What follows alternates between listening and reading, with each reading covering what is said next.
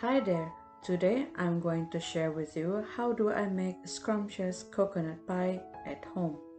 It is very simple recipe. Hello semua, hari itu aku dekat berkongsi ke cara berkini ngagak coconut pie, tok ke pie kelapa, tok ke pie inyak, tok ke pie nyiur bak rumah. Resepi itu senang amat digagak.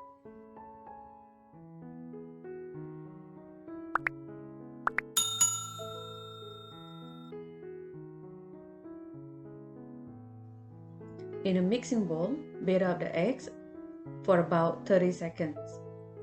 Pukul atau mix telurnya dulu dalam 30 second.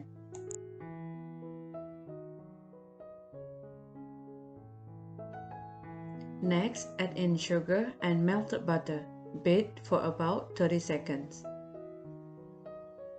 Udahnya masuk ke gula, engau mentega kudah cair dan pukul 30 second.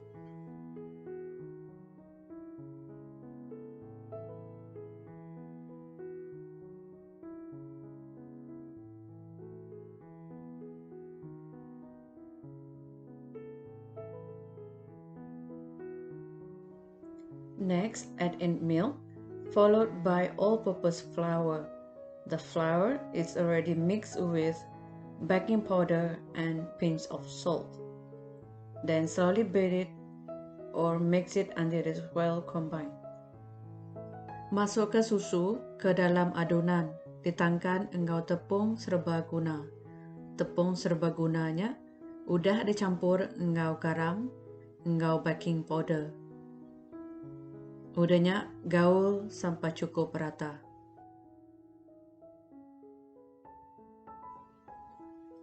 Then add in vanilla extract. Udahnya masuk ke vanilla extract atau ke extract vanilla.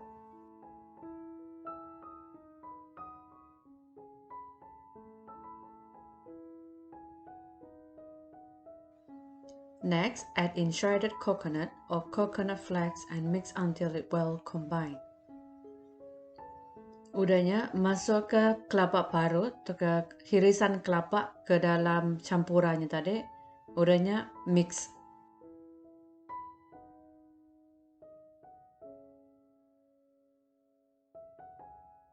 Then transfer the pie mixture into the pie pan.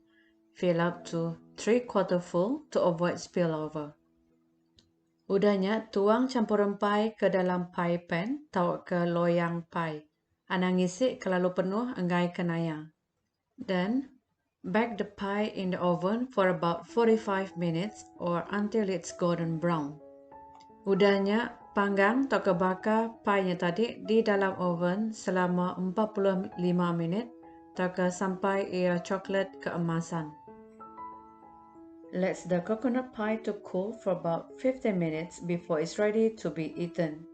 You can serve it warm or cold with your favorite topping like vanilla ice cream.